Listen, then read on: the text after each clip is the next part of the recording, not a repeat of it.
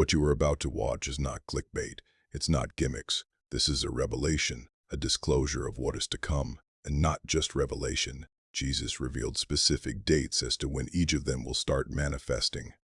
Among them, a few will manifest right in this month of February. You can't afford not to take note of these dates to save your loved ones. Kindly comment and tell us where you are watching from so that we can connect and, most importantly, continue to pray for you and your families. I will begin sharing today's experience. My name is Dr. Rajesh Kumar, and I'm a cardiologist at St. Mary's Medical Center in Houston, Texas. I'm 45 years old, originally from Mumbai, India, but I've called America home for the past 18 years. I have a beautiful wife, Priya, and an incredible 10-year-old daughter named Anjali, who is the light of our lives. What I'm about to share with you happened just 3 weeks ago, on January 25th, 2026, and has completely changed everything I thought I knew about life, death, and what's coming to America in the months ahead. This isn't a medical report or a scientific study. This is my testimony of what I saw when I died for 23 minutes on a school sports field in India, and what Jesus Christ showed me about the dangers facing this nation starting in February 2026. We had planned this trip months in advance. It would be our first visit back to India in 3 years. Priya's parents had been asking when we would come, and Anjali had been begging to see her grandparents, her cousins, and the city where I grew up. So we finally blocked out 2 weeks in January for a family vacation to Mumbai. My father had stayed in touch with some of my former teachers at St. Xavier's High School, the school I had attended from ages 5 to 18. He mentioned that they were having their annual parent-teacher sports day on January 25th, and wouldn't it be wonderful if we attended? I was hesitant at first. It had been nearly 30 years since I was a student there. But I later gave in and decided to participate in the race game. So, I don't hold you much with detail of everything. On that day when it was the race segment, I made my way to the starting line, feeling slightly ridiculous. There were about 12 other men lined up. As a cardiologist, I work long hours. I see patients with heart problems every single day. I know all about heart attacks, heart failure, blocked arteries, and irregular heartbeats. I've saved countless lives in my career, but here's the ironic part. I had absolutely no history of heart problems myself. My last physical examination was just 2 months before, in November 2025. Everything was perfect. My blood pressure was 120/80. My cholesterol was normal. My EKG showed a completely healthy heart. I exercised 3 times a week, ate a balanced diet, and had no family history of early heart disease. I was, by every medical measure, a healthy 45-year-old man. The sports teacher raised the starting pistol. He called out instructions in Hindi, telling us this was just for fun, to pace ourselves, to be careful. Then he fired the pistol and we were off. The first 30 meters felt great. I was actually keeping up pretty well. At 50 meters, I was still doing fine. Then, at about 70 meters, something strange happened. It felt like someone had placed a heavy weight on my chest. Just suddenly, out of nowhere. The sensation was so unexpected that it broke my stride. I stumbled slightly, but kept running. Maybe it's just because I'm out of shape, I thought. Just 30 more meters. But the weight got heavier. My left arm started to tingle. As a cardiologist, alarm bells should have been going off in my head. These were classic warning signs. But in that moment, with my daughter cheering and 20 meters left to go, my brain simply didn't process what was happening. At the 85-meter mark, the weight on my chest became a crushing pressure. Pain radiated down my left arm and up into my jaw. My vision started to blur at the edges. And then, just 5 meters from the finish line, my legs simply gave out. I didn't trip. I didn't twist my ankle. My legs just stopped working. I pitched forward and hit the ground hard. The last thing I remember before everything changed was the sound of screaming. Lots of screaming. Priya's voice. Anjali's voice. My mother crying out in Hindi. Other parents shouting. Footsteps running toward me. I tried to lift my head. Tried to tell everyone I was okay. But I couldn't move. The pain in my chest was unbearable now. Like someone had parked a truck on my rib cage. I couldn't breathe. Each attempt to draw air felt like trying to inhale through a straw that someone was pinching shut. And then, the strangest thing happened. The pain stopped.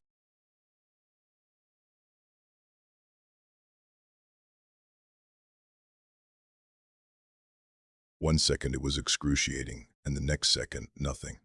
I felt weightless, light, free. And then I was standing up. I looked down and saw myself lying on the red clay track. My eyes were closed. My face was gray. Priya was on her knees beside my body, screaming my name and shaking my shoulders. Anjali was being held back by my sister, her little face twisted in terror, tears streaming down her cheeks. The sports teacher was on his phone, shouting in a mix of Hindi and English about needing an ambulance immediately. My father was standing frozen, his hand over his mouth, looking 10 years older than he had 5 minutes ago. Two men from the crowd, I recognized one as a local doctor, were starting CPR. I watched as the doctor placed his hands on my chest and began compressions. 1, 2, 3, 4. I don't know how long I stood there watching them. Time felt strange, like it wasn't moving normally. The scene seemed frozen somehow. The paramedics still working even though they knew it was hopeless. My family surrounding my body. The crowd of strangers witnessing my death on what should have been a happy day. And then I felt it. A presence. I turned around slowly, somehow knowing what I would see before I saw it. Jesus was walking across the sports field toward me. I know how crazy that sounds. I know what people will think when they read this. But I'm a scientist. I'm a doctor. I've spent my entire adult life dealing in facts and evidence and measurable reality. And I'm telling you, as clearly as I know my own name, that Jesus Christ was walking toward me across that school sports field in Mumbai. The strangest part was that no one else could see him. The paramedics kept working on my body. Priya kept crying. Anjali kept calling for me. The crowd kept watching in shocked silence, but none of them saw Jesus walking through their midst like the crowd didn't even exist. He didn't walk around people. He walked through them, through the ambulance, through the very ground itself. The sports field, the school buildings, the people, the palm trees swaying in the Mumbai heat. It was all there, but it was like it existed on a different level of reality that he simply moved through without effort. As he got closer, I could see him more clearly, and every description I'd ever read in the Bible suddenly made complete sense. All I could manage to whisper in response was a word that felt completely inadequate: Lord. And then I saw them. The angels. They hadn't been there a second before, but now they stood around Jesus in perfect formation. And I counted them, my doctor's mind still trying to make sense of what I was seeing. 1, 2, 3, 4, 5 angels. Exactly 5. Each angel was impossibly tall. They had to be at least 9 or 10 feet high. They wore armor that gleamed like polished bronze, and their faces were beautiful in a way that was almost frightening. Not frightening because they were ugly, but frightening because they were too perfect, too pure, too other to look at comfortably. Their wings, and yes, they had wings, weren't like the fluffy white wings you see in children's books. They were powerful, massive, made of something that looked like translucent crystal and pure energy combined. When the wings moved, even slightly, I could hear music. Not sound exactly, but the impression of music that was too pure and complex for human ears to fully process. And each angel held a scroll. The scrolls were different sizes, made of what looked like ancient parchment, sealed with wax seals that had symbols I didn't recognize. Each angel held their scroll carefully, almost reverently, like they were carrying something infinitely precious and infinitely dangerous at the same time. I found myself wondering why there were only 5 angels. Where were the others? Why not 7, which seemed to be a more biblical number? Why not 12? Why specifically 5? Jesus turned to me, and I realized he'd heard my unspoken question. Of course he had. A slight smile touched his eyes, though not his mouth. He explained to me that the other angels had different assignments. These 5 were here specifically for me, for this specific purpose, for this specific message that needed to be delivered. Each angel carried a scroll containing warnings about what was coming, and I had been chosen to see these warnings and share them. Before I could ask why me, why not a pastor or a prophet or someone more qualified, Jesus began to speak.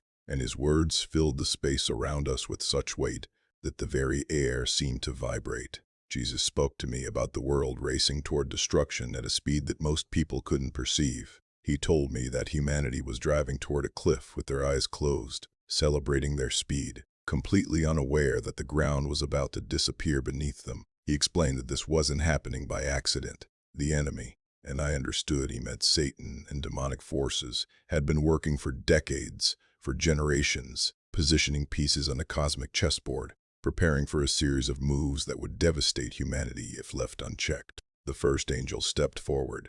He was holding his scroll out in front of him, and even though I was several feet away, I could see writing on the back of the sealed scroll. The writing appeared crystal clear to my eyes, like someone had zoomed in on it just for me.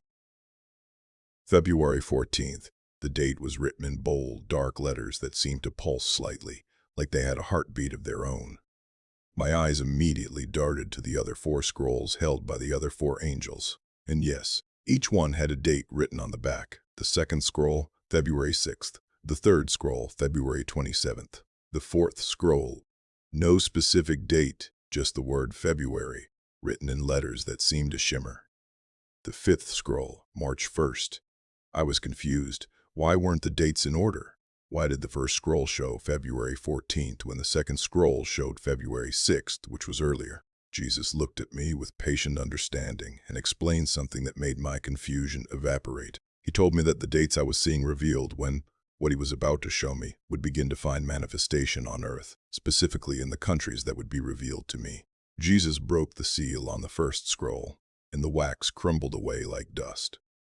The scroll unrolled in his hands, but I didn't see writing. Instead, I saw images, moving pictures, like watching a movie, but infinitely more real than any movie I'd ever seen. I was somehow inside the vision, experiencing it with all my senses, while still standing on the sports field with Jesus and the angels. The first thing I experienced was cold, bitter, brutal, deadly cold that penetrated to my bones even though I wasn't truly physical anymore. I found myself standing in what I recognized as Texas, the state where I now lived and worked, but it didn't look like the Texas I knew. Everything was covered in ice and snow. The highways were empty, abandoned cars buried under snowdrifts. Traffic lights hung dark and useless on their cables, swaying in frigid wind. Jesus told me that this would happen on February 14th, Valentine's Day. A day when Americans celebrated love with flowers and chocolates and romantic dinners would be remembered this year for something very different. The vision expanded, and I could see the entire United States from above, like looking at a massive weather map. But this map was terrifying. The huge blue mass covered the northern half of the country, stretching down far further south than it should. I recognized it as a polar vortex. I'd heard about these weather patterns during the 2021 Texas freeze. But this one was different. This one was massive, and it was pushing down into states that rarely saw serious winter weather. Jesus explained to me that the polar vortex would shift in a way meteorologists didn't expect. Arctic air would spill down from Canada like water bursting from a broken dam. Texas, Oklahoma, Arkansas, Louisiana, Mississippi, Alabama, Georgia, states utterly unprepared for extreme cold, would be hit hardest. I watched the vision unfold with horrible clarity. Power lines snapped under the weight of ice, falling across roads and starting fires when they hit the ground, sparking on impact. Power stations failed, unable to handle the sudden massive surge in demand as millions of people tried to heat their homes all at once. I watched as sections of the power grid failed one by one, like dominoes falling in slow motion.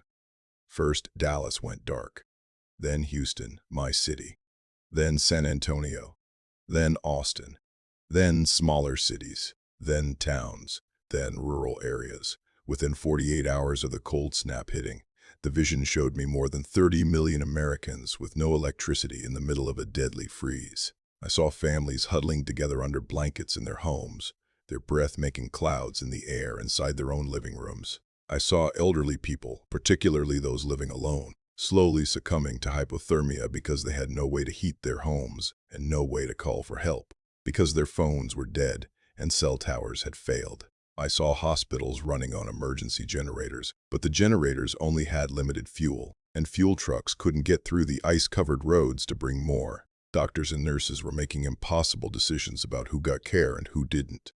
I saw grocery stores with completely empty shelves because delivery trucks couldn't navigate the icy highways. I watched people breaking into closed stores, desperate for food and water because their water pipes had frozen and burst, leaving entire neighborhoods without running water. The vision showed me airports shut down across the entire southern United States, planes grounded, people stranded far from home, business people who couldn't get back to their families, families trying to visit loved ones stuck in unfamiliar cities. Then Jesus showed me the economic impact, and the numbers were staggering. Billions of dollars lost every day. The power stayed out. Supply chains that were already fragile after previous years' disruptions snapped completely in some areas. Businesses that were barely surviving after COVID couldn't survive this new crisis. Then the vision showed me the death toll, and I gasped. Thousands upon thousands of Americans dead from this winter storm. Not just from the cold itself, but from everything that came with it. Heart attacks from stress, carbon monoxide poisoning as people desperately tried to heat their homes with grills and generators in enclosed spaces, not understanding the danger. House fires from candles and space heaters used unsafely. Car accidents on icy roads. Medical emergencies that couldn't be treated because hospitals were overwhelmed and ambulances couldn't get through. The scroll began to roll back up, and Jesus handed it back to the first angel. The angel's face showed sorrow as he received it, like he grieved for what was coming.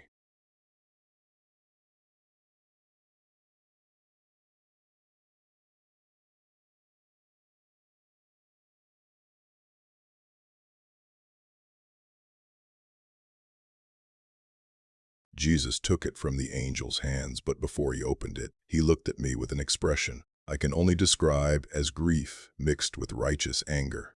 He told me that what this scroll contained could be prevented entirely, unlike the weather patterns that were natural systems being affected by various factors. What he was about to show me was not an act of nature at all. This was an act of deliberate evil, and it would begin even before the first scroll's events became visible. He broke the seal, and the scroll opened. The date, February 6th, appeared in the vision, and suddenly, I was looking at the southern border of the United States, miles and miles of border stretching from Texas all the way to California. Jesus explained to me that America's borders were porous, dangerously so. He told me that leaders had known this for years.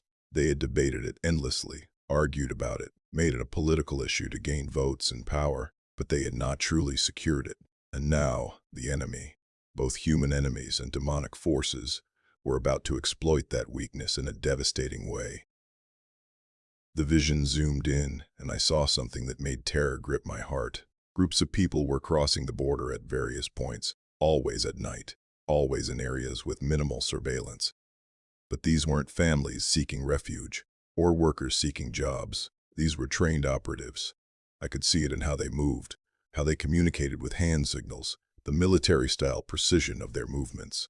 And they were carrying something, small packages carefully protected, hidden in special containers designed to avoid detection. Jesus revealed to me that these packages contained vials of a virus, not a natural virus, an engineered pathogen created in laboratories far from America's shores for the specific purpose of bringing this nation to its knees. He showed me the laboratories where this virus was created. I saw scientists working with dangerous materials, combining elements from different pathogens, modifying genetic structures to create something uniquely deadly. These weren't mad scientists in some movie. They were ordinary people who had been convinced they were serving a greater good, building the ultimate weapon for their nation's defense, not understanding that what they created would be used for offense. The virus in the vials, Jesus explained to me, was unlike anything the world had dealt with before. It combined elements of respiratory viruses, neurological pathogens, and other diseases, but with modifications that made it uniquely terrifying. He told me it would target the respiratory system first. People would start with symptoms that seemed like a common cold or flu. Cough, fever, fatigue. Most would dismiss it initially, thinking they just caught something minor. But unlike previous respiratory viruses, this one wouldn't stop there. It would cross the blood-brain barrier, something most viruses cannot do. It would affect neurological function. I watched in the vision as people progressed from respiratory symptoms to something far worse. Within days, they developed confusion, seizures, personality changes. Some became violent, others became catatonic. The virus was attacking their brains, changing who they were. He showed me hospitals filling up, and my heart broke because I recognized this scenario. After everything America had been through with previous pandemics, here was another one. But this one was worse because it had been deliberately designed to be as destructive as possible. Jesus revealed to me the release points, major cities across America: New York, Los Angeles, Chicago, Houston, my city, Atlanta, Seattle, Miami. The operatives who carried the virus had instructions to release it in public places, where thousands of people passed through every day. Subway systems, shopping malls, airports, convention centers. The virus spread with terrifying speed. Within 2 weeks of the February 6th release, cases were appearing in all 50 states. Within a month, the death toll was climbing into the hundreds of thousands. But Jesus told me the physical illness was only part of the devastation. He told me to watch what it did to the economy. Businesses shut down again, but not because of government mandates this time. They closed because too many workers were sick to keep operating. Manufacturing plants couldn't run with half their workforce incapacitated. Retail stores couldn't stay open without staff. Restaurants closed their doors. Supply chains that were already strained from the February 14th freeze collapsed completely under this new pressure. Trucks sat idle because drivers were sick. Warehouses couldn't process shipments because workers couldn't come in. Ports backed up because there weren't enough healthy people to unload containers. I watched stock markets crash. Not a correction, not a bear market, a complete catastrophic crash. I saw numbers on screens plummeting faster than the displays could update. Companies that had been worth billions became worth millions overnight. Retirement accounts evaporated. People's life savings disappeared into nothing. Then Jesus showed me what this did to America's relationships with other nations, and I understood how this virus was designed to isolate America completely. I saw news broadcasts from around the world, country after country closing their borders to Americans, trade agreements suspended, diplomatic relationships strained as nations blamed each other for the outbreak, even though most governments didn't know it was a deliberate biological attack. America, the mighty superpower that had dominated global affairs for decades, was being brought low by something invisible to the naked eye. The vision showed me America in late 2026, after months of this virus ravaging the nation. It didn't look like the America I had come to love. It looked like something from a dystopian novel. Checkpoints everywhere, digital health passes required to enter any building, constant monitoring and tracking. People couldn't travel, couldn't work, couldn't even leave their homes without proving compliance with whatever regulations were currently in effect. Jesus told me that February was the critical month. If the borders were not secured immediately, if prayer warriors didn't rise up to intercede, if believers didn't recognize this as a spiritual attack and respond accordingly with spiritual weapons, then everything I was seeing would come to pass exactly as shown. The scroll closed, and Jesus handed it back to the second angel. The angel's wings drooped slightly as he received it, bearing the weight of terrible knowledge. I found my voice and asked Jesus if this could still be stopped.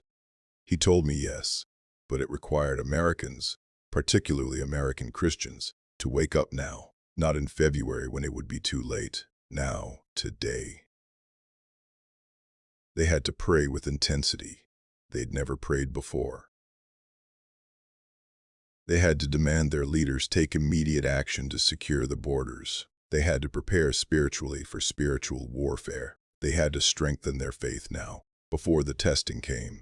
Because once the crisis arrived, it would be too late to build the foundation they would need to stand on.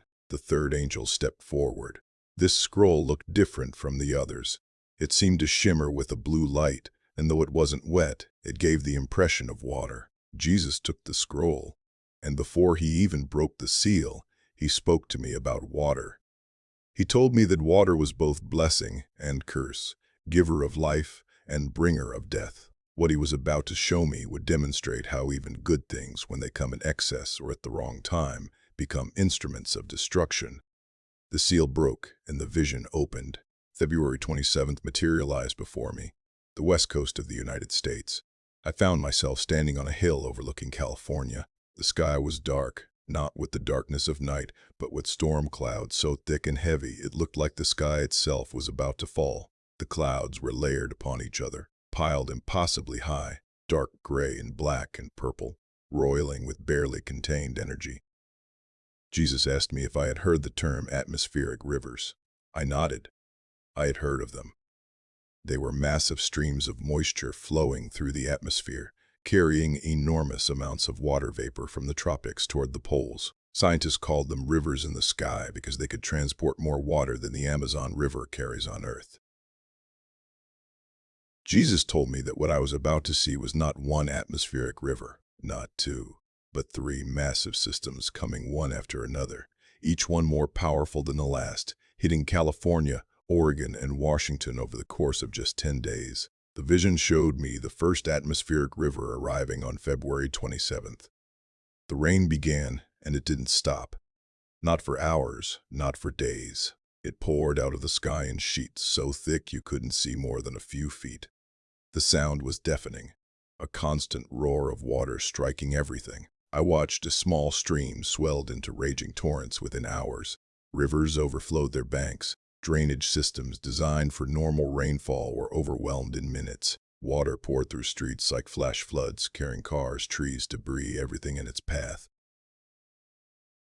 But it got worse. The second atmospheric river arrived on March 2nd, before the first one had even finished. Now there were two massive storm systems dumping unbelievable amounts of rain on California simultaneously. The ground was already saturated. There was nowhere for the water to go but across the surface. Dams built decades ago to handle seasonal flooding were being tested beyond anything their engineers had ever imagined. I watched as emergency workers frantically tried to reinforce levees, but the water kept rising, kept pushing, kept finding weak points in defenses that were never designed for this level of assault. And then, on March 6th, the third atmospheric river arrived, and the catastrophe became complete.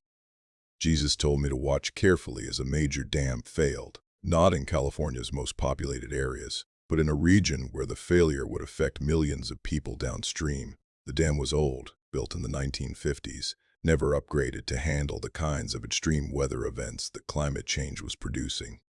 I watched the dam wall crack. Water began seeping through, then boring through.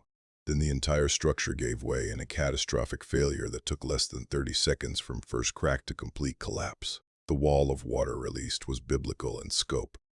A wave 50 feet high roared down the valley, obliterating everything in its path. Entire towns disappeared under the flood in minutes. Houses, cars, trees, livestock, people, all swept away in a churning mass of destruction. But the flooding wasn't the only disaster.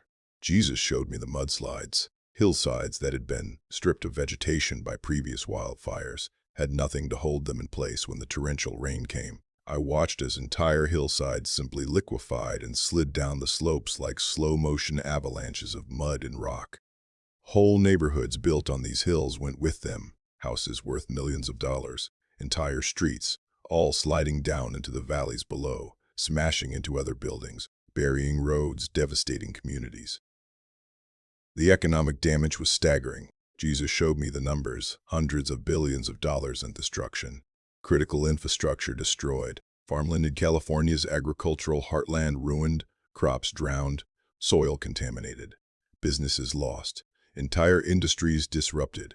But far worse than the economic damage was the human cost. Thousands dead, tens of thousands injured, hundreds of thousands homeless, fleeing to other parts of California or evacuating to other states entirely, creating a refugee crisis inside America itself. The vision shifted, and Jesus showed me something else that made me angry. He revealed to me how this disaster would be used, just like the virus was being used. Politicians and special interests would use the catastrophe to push agendas that had nothing to do with actually helping people. I saw massive spending bills passed in the name of disaster relief, but huge portions of the money going to projects and programs unrelated to flood recovery. I saw new regulations imposed in the name of preventing future disasters, but actually designed to increase government control over private property. I saw people's homes and land seized through eminent domain, ostensibly for flood prevention, but really for development projects that benefited the wealthy and connected. Jesus told me the church had to be wise. Believers absolutely had to help, had to show compassion, had to demonstrate Christ's love, but they also had to discern when good intentions were being hijacked for evil purposes. They had to help people directly, without enabling systems that were using the crisis to consolidate power and control. The scroll closed, and I stood there reeling from everything I had witnessed. 3 scrolls, 3 catastrophes, 3 tests of faith and character. And I could tell from Jesus' expression that we weren't even done yet. The 4th angel stepped forward, and as he did, I felt something change in the atmosphere around us. This scroll looked different from all the others. While the previous scrolls had seemed to contain physical events and disasters, this one pulsed with a dark spiritual energy that made every part of my being want to step back. Jesus took the scroll from the angel's hands, and his expression became even more grave than before. He told me this scroll contained no specific date because what it described was not a one-day event or even a week-long catastrophe. This was a spirit being released throughout the entire month of February and beyond. If not recognized and resisted, it would grow stronger and more effective throughout the entire year. He broke the seal, and what I saw was completely unlike the previous visions. This wasn't showing me physical storms or viruses or floods. This was showing me something happening in the spiritual realm, something invisible to human eyes but devastating in its effects. I saw beings of darkness, demons. The word felt strange to even think, like something from medieval superstition.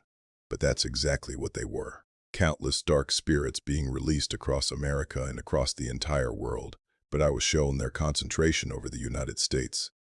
These weren't random demons causing random chaos. Jesus showed me that these were specific spirits with a specific assignment, sent forth with military-like precision and organization. He told me they were spirits of prayerlessness, and they were the enemy's weapon of choice for this season. As I watched, these dark spirits descended on homes, on families, on churches. They didn't attack with violence or obviously evil manifestations. Instead, they worked subtly, insidiously, undermining prayer life in ways that seemed natural and innocent. Then Jesus showed me the 3 specific strategies the enemy was using to make this spirit of prayerlessness so devastatingly effective. He told me the first strategy was distraction. I saw the absolute flood of content, entertainment, news, and information that bombarded people from the moment they woke up until they fell asleep at night. Phones buzzing constantly with notifications, streaming services offering endless shows and movies, each one automatically starting the next episode before you could even decide if you wanted to continue. Social media feeds designed by algorithms to be as addictive as possible, always showing you something that triggered an emotional response. News cycles creating constant crises that demanded immediate attention and response. Jesus showed me that none of these things were evil in themselves. Television wasn't evil. The internet wasn't evil. Social media wasn't evil. But they filled every quiet moment that could have been used for prayer. They kept minds so busy, so distracted, so constantly stimulated that sitting still before God became almost impossible. Even when people tried to pray, their minds wandered to whatever they'd just seen on their phones. The second strategy, Jesus revealed, was busyness. I saw schedules packed from morning until night, work demands increasing, with people expected to be available via email and phone at all hours, children's activities multiplying, sports teams, music lessons, tutoring, clubs, all good things but filling every evening and weekend, social obligations piling up, birthday parties, family gatherings, community events, home maintenance projects that never ended, people rushing from one thing to the next, collapsing into bed exhausted every night, telling themselves they would pray tomorrow when they had more time. Tomorrow never came. Jesus showed me that most of these activities weren't bad. Working hard was good. Caring for your family was right. Being involved in your children's lives was important. Maintaining your home was responsible. But when all these good things crowded out the best thing, intimate time with God, they became tools the enemy used to destroy spiritual life. The third strategy was the most insidious, Jesus told me. It was deception. I saw believers convincing themselves that they didn't need to pray as much because they were mature Christians now. They'd been saved for years, some for decades. They knew the Bible well. They understood theology. They'd been through storms before. Surely they didn't need to spend hours in prayer like new believers did. Surely their faith was strong enough to withstand whatever came. I saw people substituting other spiritual activities for prayer, reading Christian books instead of talking to God directly, listening to worship music instead of actually worshiping in prayer, attending church services instead of cultivating personal relationship with Jesus. All good things, but not replacements for prayer. I saw Christians believing the lie that prayer was mainly for when you needed something. They would pray when facing a crisis, when sick, when worried about finances, when a loved one was in trouble. But daily prayer, constant communion with God, walking through every moment of life in an attitude of prayer, that seemed unnecessary when life was going okay. Jesus told me that without prayer, his people became just like the world they were supposed to be different from. They made the same choices based on the same values. They chased the same goals: success, comfort, security, pleasure. They responded to problems with the same strategies: human wisdom, practical solutions, self-reliance. The only difference was they went to church on Sundays. The vision showed me what America would look like by the end of 2026 if the spirit of prayerlessness won the battle. Churches full of people who knew about God but didn't actually know God personally. Families that prayed quick prayers before meals but never prayed about anything that actually mattered. Christians who could quote scripture but couldn't hear God's voice when he spoke to them. Believers who had the form of religion but no power. The appearance of faith but no reality. Jesus explained to me why this scroll mattered so desperately. He told me that this was why the other scroll's judgments would be so devastating to his people, not because he wanted to punish them, but because without prayer, they wouldn't be prepared. The freeze would catch them completely off guard. The virus would terrify them.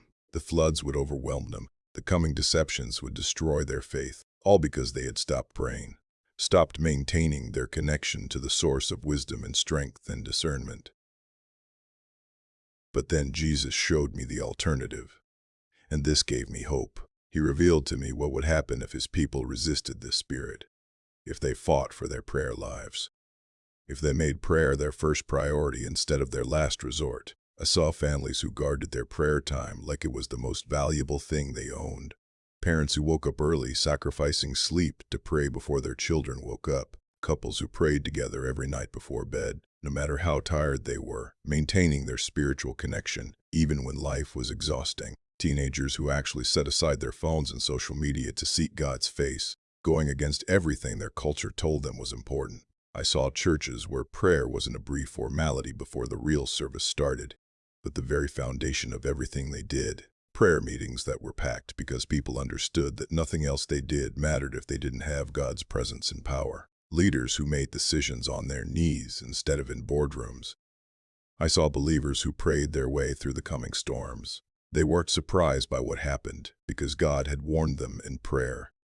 They weren't terrified because they built their faith strong through prayer. They weren't isolated because they'd been praying together with other believers, creating spiritual bonds that trials couldn't break. Jesus told me that this scroll was in some ways the most important one, because prayer was the key to weathering everything else. The freeze, the virus, the floods, the economic collapse, the betrayals, the deceptions, all of these could be survived, even overcome, by people who prayed. But without prayer, his people would fall to things they should have conquered. He told me that the devil understood this better than most Christians did. That's why this attack on prayer life was being launched with such force. The enemy knew that prayerless Christians were powerless Christians. Prayerless families were vulnerable families. Prayerless churches were ineffective churches. The scroll closed, and Jesus handed it back to the fourth angel. I noticed tears running down the angel's face. Even celestial beings wept at what faithlessness and prayerlessness would cost God's people.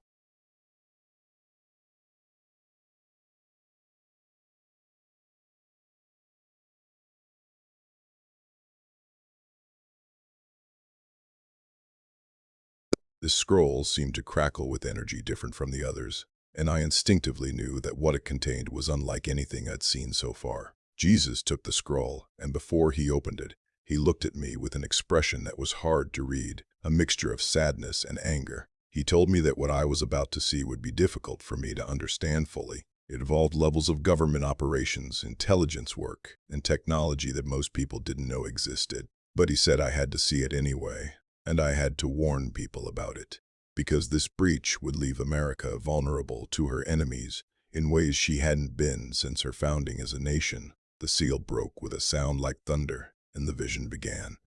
March 1st appeared before me. Washington, D.C. I found myself standing in what looked like a government building. People in business suits hurried through halls, carrying briefcases and tablets, looking busy and important. Everything seemed normal, professional, exactly what you would expect in a government office building.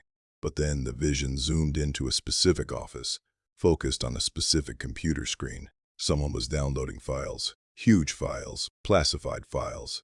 The progress bar on the screen showed gigabytes upon gigabytes of data being copied from secure government servers. Jesus spoke to me quietly, telling me this was a betrayal, not an attack from outside America's borders, but treachery from within. I watched as thousands upon thousands of documents were copied, military plans showing troop movements and strategic capabilities, intelligence reports revealing what American spy agencies knew about foreign governments, classified technology specifications for advanced weapon systems, names and locations of undercover operatives working in dangerous regions around the world, security protocols showing exactly how America's defense systems worked and where their vulnerabilities were, diplomatic communications between world leaders that were never meant to be public. Everything, all the secrets America had worked for decades to protect, being stolen in just a few hours by someone who had access, who was trusted, who was supposed to be loyal to the United States. Jesus explained to me that this had been planned for years. The enemy had placed operatives in positions of trust, people who slowly worked their way up through the government system, building their credentials, gaining security clearances, waiting patiently for the right moment. March 1st was when they would make their move. The betrayer. I couldn't see their face clearly in the vision, just their hands on the keyboard, finished the massive download and left the office. Hours passed in the vision, days passed, and then, on March 3rd, the leak began. Jesus showed me that it wasn't released all at once. That would have been too obvious, too easy for security agencies to contain. Instead, the stolen information was released strategically, in carefully timed pieces, first to foreign governments hostile to America. I saw officials in other countries receiving the information, their eyes widening as they realized what they were looking at. Then to news organizations, creating media chaos and public panic.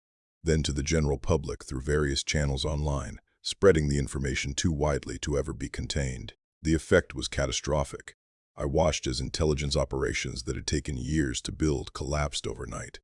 Undercover agents were exposed, their cover identities revealed to the world. I saw some of them fleeing for their lives. I saw others who couldn't escape in time, and their fate was terrible.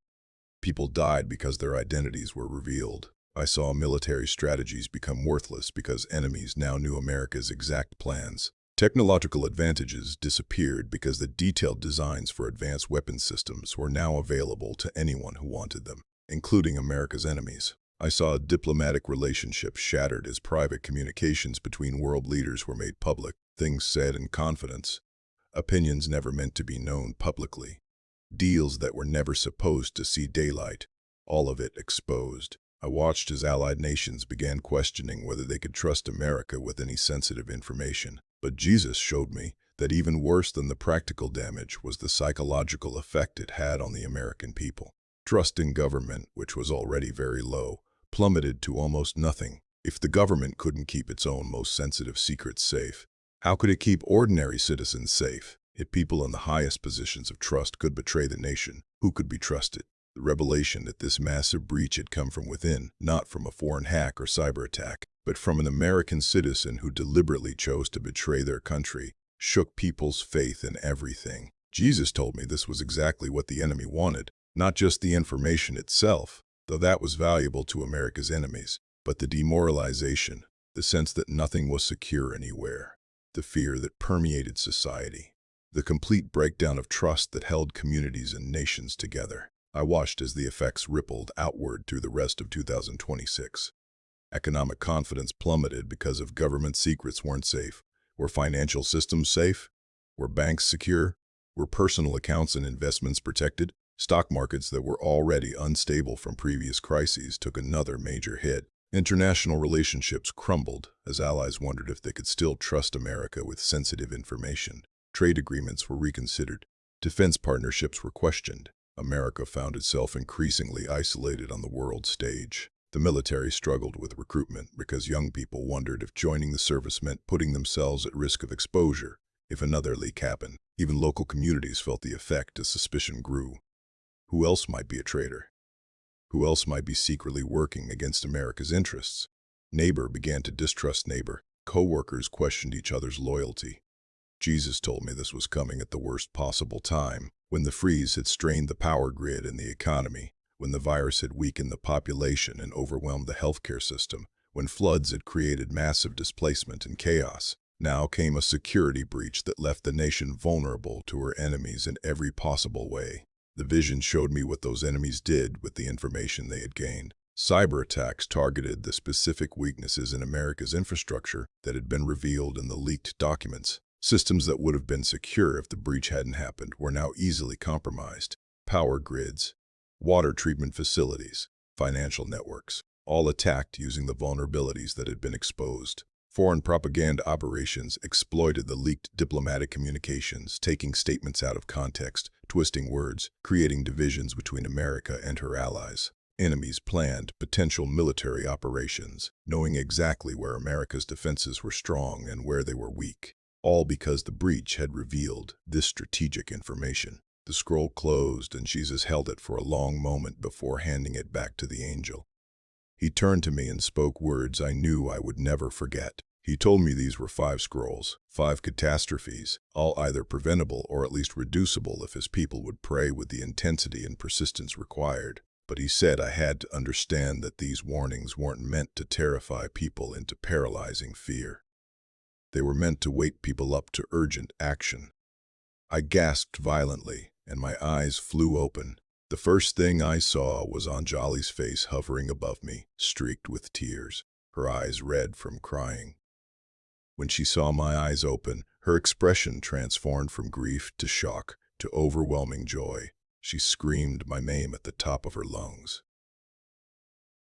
What should you do with this warning? First, pray. Pray for America with intensity. You've never prayed before.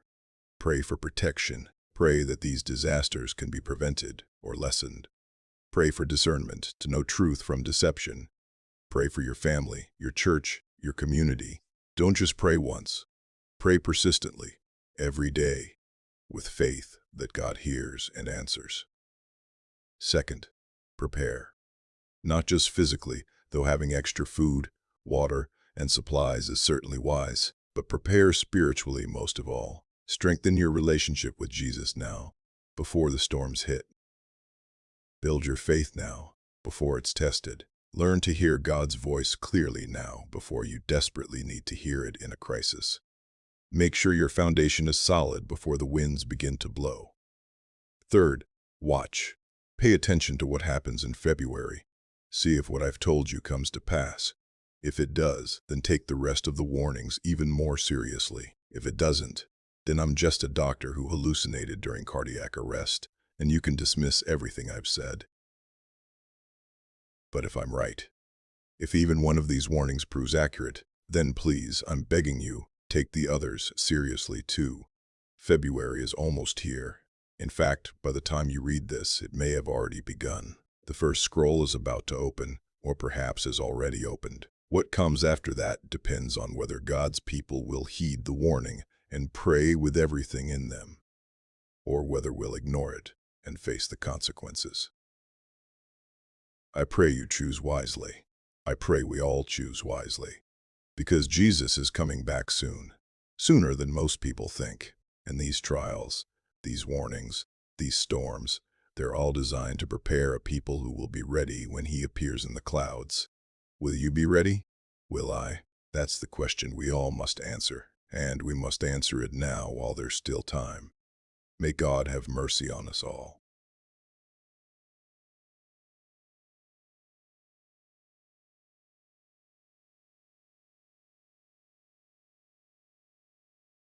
Rajesh Kumar, Houston, Texas, February 8th, 2026. If you've read this far, please don't keep this message to yourself. Share it with others. Pray about it earnestly. Seek God about whether this warning is real. And if you believe it is, then act on it. Time is short and the storms are coming, but God is faithful, and he will never leave or forsake those who trust in him. Leave a comment below with your city or country so that we can cover your region in prayer. Subscribe and share this testimony with at least 3 people you care about. You might be the very answer to someone's prayer today. May God bless you and keep you in the days ahead.